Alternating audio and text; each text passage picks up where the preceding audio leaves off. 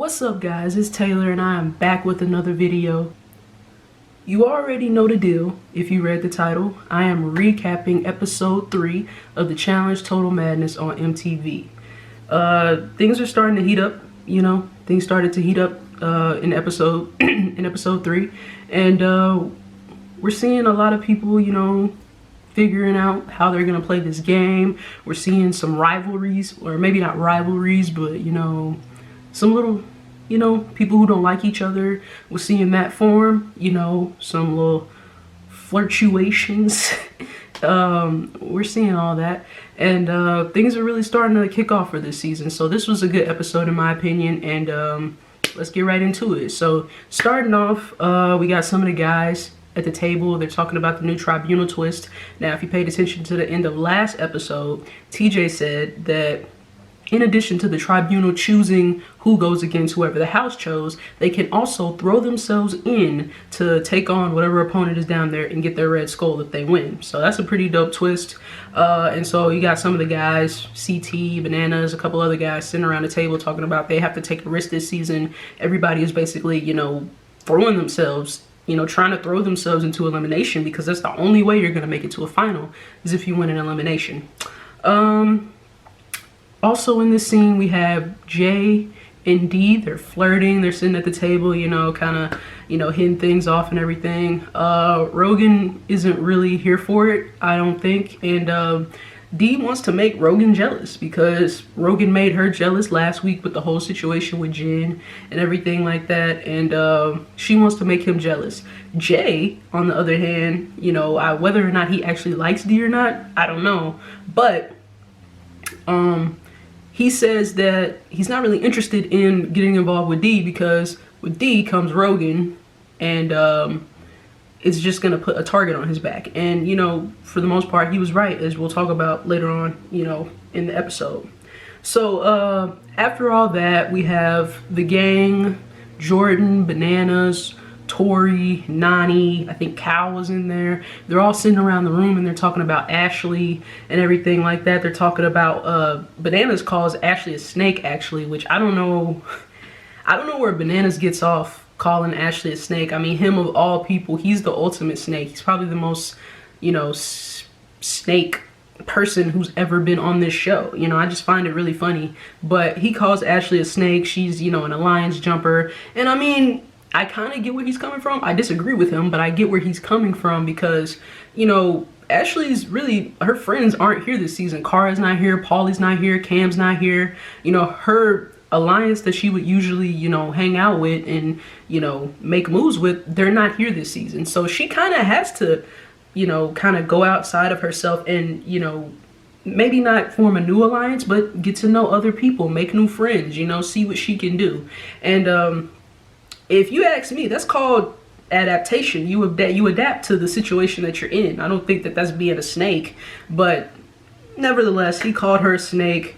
We see her talking to Jenny. She's crying and stuff about it. Bananas comes in, being the guy that he is, and they have their little spat and everything like that. But yeah, that whole situation was just weird to me. I don't think Ashley's a snake at all. Like I said, I think she just really knows how to adapt to a situation, and that's not a bad thing. So yeah, that's my opinion on that.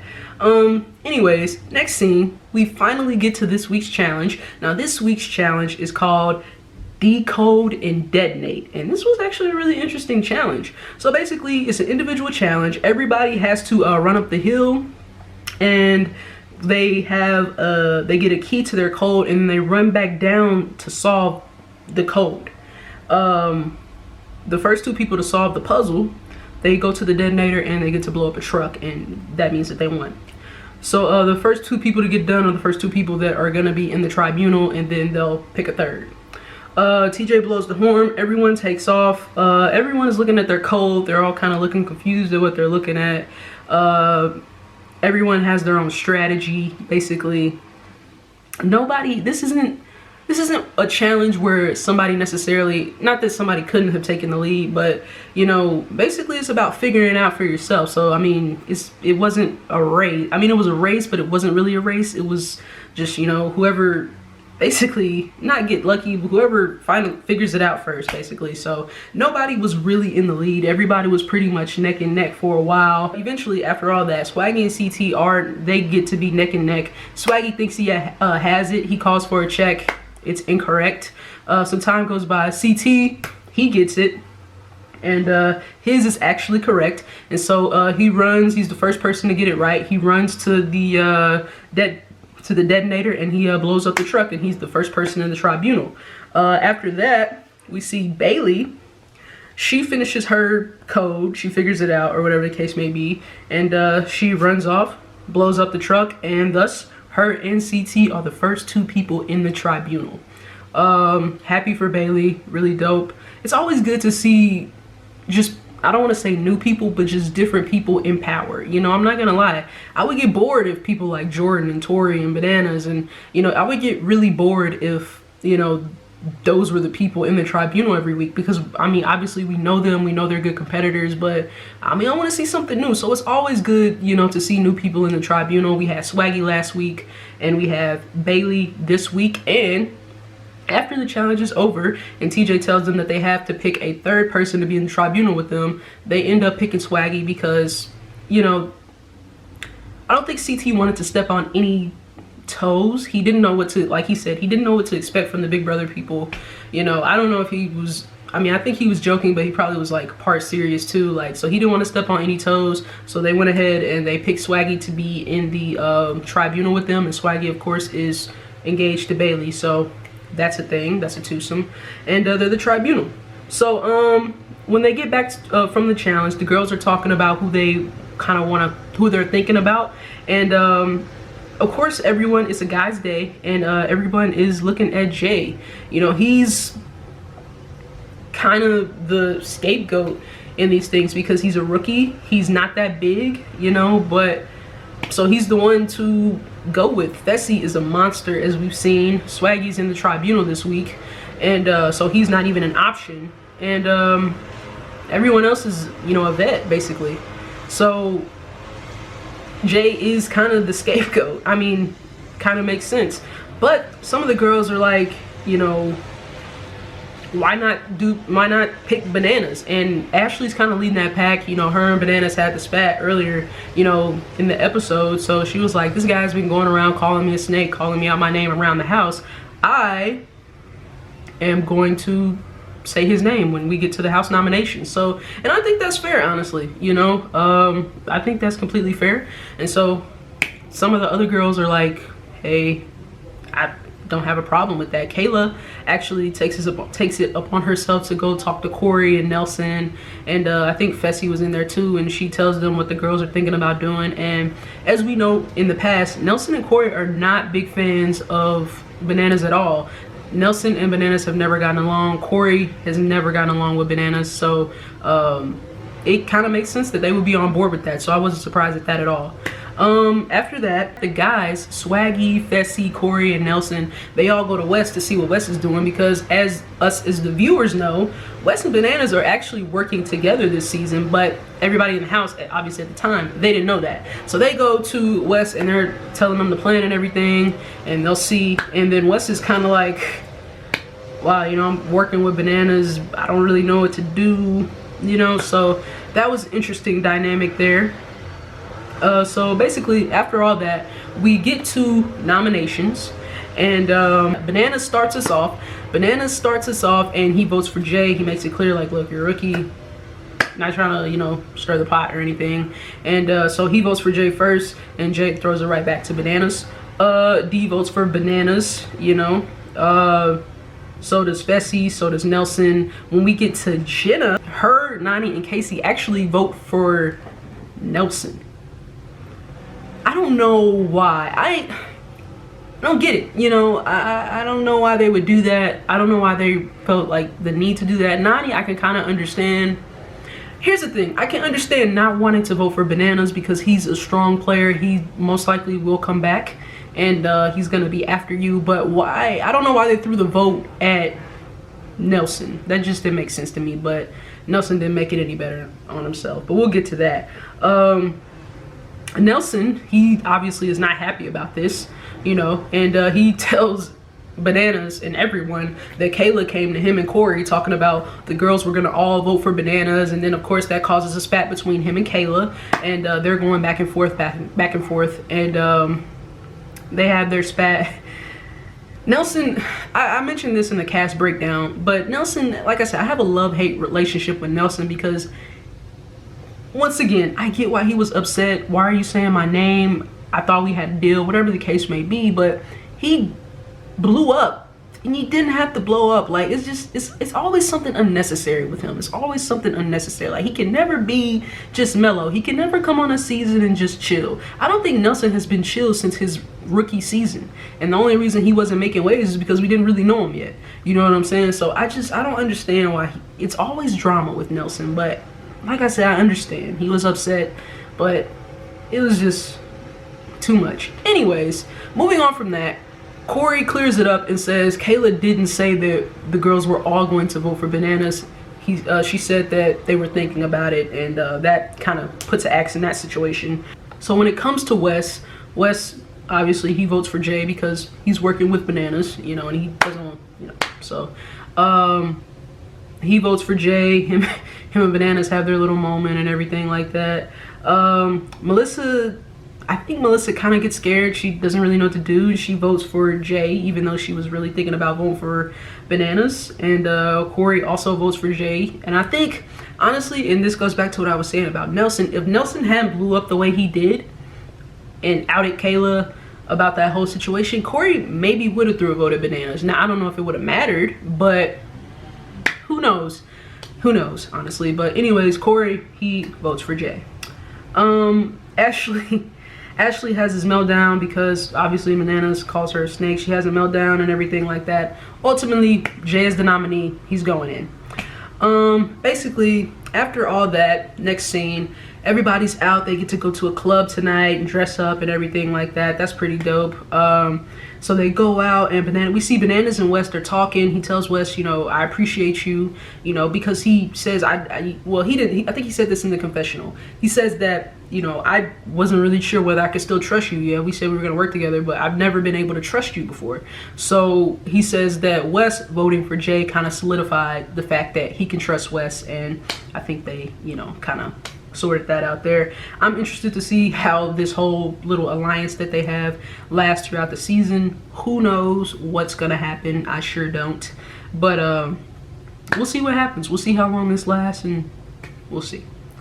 So also in the club, we see Dee and Jay again flirting and stuff like that, and Dee decides that, you know, she wants to make out with Jay, so her and Jay start making out. Obviously, Rogan is gonna see. She knew what she was doing. She wanted to make Rogan jealous, and so Rogan, he sees this and he's not happy about it. He's not happy at all. It affects him. He, you know, is jealous at this point, and after all that, they get back from the club. Rogan, you know, he's visibly upset. He's moving rooms because if you remember, Dee has the bunk above him and stuff like that. So he's like moving rooms. I don't want to be around her. I don't want to deal with her and everything like that. The dramatics. So basically, they, you know, kind of have a conversation, have a little argument. Dee's like, I don't care about Jay. I just wanted to make you jealous because you were with Jen last week making me jealous. And Rogan's like, you wanted to make me jealous. I'm jealous now. Are you happy? You know, so they have their thing. Dee says she's gonna stop making making Rogan jealous, and that's that. Honestly, this whole Dee and Rogan thing, it's exhausting. And here's the thing, individually, well, I like Dee. Rogan, I mean, I'm still like indifferent towards, like, he's cool, I guess, but I just don't care about it. Like, I don't care whether they hook up again. I don't care if they end up together. They can get married and have kids. I don't care. I just want to see them compete. You know, I'm not saying I don't want any drama on the show. That's what keeps the show entertaining, but this is not the type of drama that I want to see. This yelling and making out with people to make people jealous. Like, I don't care about all that. Like, let's just play the game and see what happens. But anyways, that's that. Rogan and CT, they talk, and Rogan tells him, you know, because CT's in the tribunal, Rogan tells him that I want to go in against Jay. He's the nominee. I want to go in against Jay. I want to take him out. I want him out of this house. I'm tired of it. And CT says, you know, if I do this for you, you got to return the favor for me. And so they have that little agreement right there.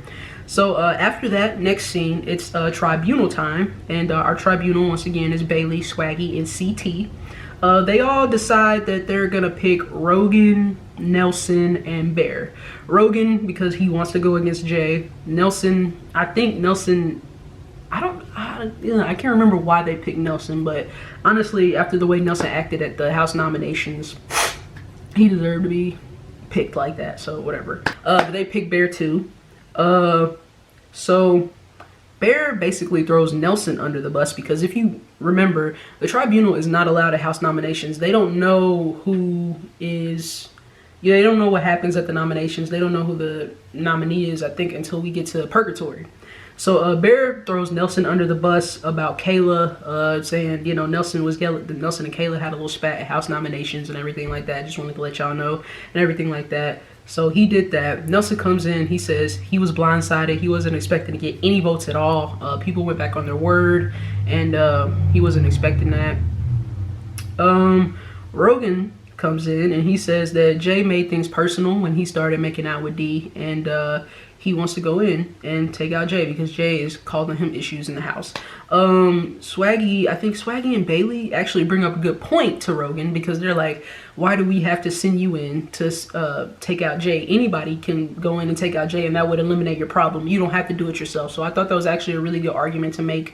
Ultimately, you know, we saw what the decision was that they made, but that was the tribunal little talk thing. And after all of that, Jay and Rogan actually have a little spat in the kitchen area. Jay's on the couch, Rogan's up there arguing back and forth and everything, and Jay calls Rogan scared. You know, you're scared to go into elimination. You didn't want to go into elimination last season. You know, that's the only reason you won. If you want to win, you know, just antagonizing him and stuff like that. And I mean, Rogan says that actually in the tribunal, he said that, you know, I don't think he said he was known for eliminations, but that's like his thing. And I'm like, when? Because your first season, you got hurt and you went out before the game even started.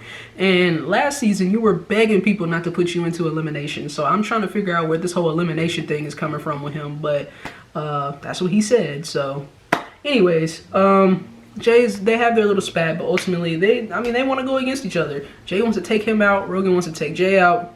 It is what it is. So basically it's time for Purgatory, and everybody comes in. They announce that Jay is the nominee, and he comes down, he's ready to go no matter what. And basically the tribunal doesn't even vote for anybody because CT decides that he is going to throw himself in, get his Red Skull, and take Jay out. It's a choice. It was a choice. So basically the name of this elimination is Take Shelter. They have to use all the material that they have behind them at the time. They have to use all the material that they have, and they have to build a barricade for each of their bunkers that they have to work on. So they have to build a barricade, and they're gonna swap after they finish building their barricade, and whoever is the first person to get all the stuff from in front of the door, open the door all the way and get in and turn on the light, is the person who is going to win the elimination. So horn sounds off, and they both get going. It's actually weird because Jay, he's, you know, a smaller guy. He ends up going for like all the rocks and the boulders. He wants to put all that stuff in front of the door, the bricks and stuff like that, and the cinder blocks. And he is hoping that he's gonna tire CT out. That way he gets tired and he can beat him. CT goes for rope, and he's tying and everything like that. And honestly, you know, for a minute there, it looks like CT's strategy is better than Jay's, you know, because Jay, he's just basically, he had, you know, I think he had like chains and like little chains, but people weren't really thinking that, you know, that was going to do much. So he's focused on the blocks. And then CT's strategy, you know, it seems better than Jay's at the moment. So, basically, after they get done doing the barricade thing, they swap, and CT is throwing those blocks. He's throwing those blocks off of Jay's door and everything like that. He's a beast. Like, he's CT. You know, everything we think that he would do, he did, and he's throwing the blocks and everything like that. But obviously, eventually, he starts to get tired. Jay is untangling the ropes that CT put around his doors, and you know,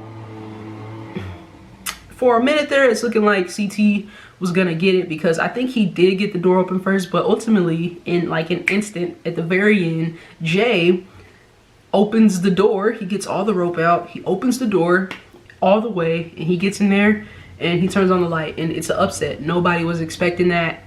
I wasn't expecting that. You know, I'm not gonna say I thought CT had this in the bag, but I definitely thought this was one that he would have won.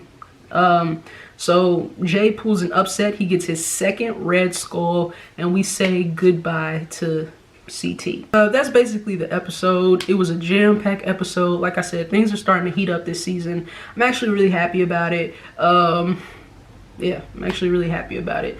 This is gonna be a good season.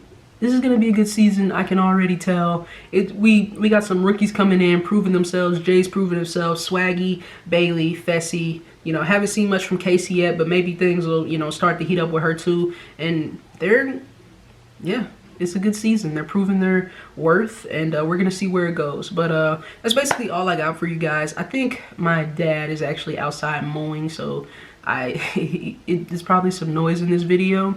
I apologize for that. If you made it this far, you might as well go ahead, like and subscribe. I will be back next week with another recap. Thank you for watching this video. Till next time, peace out.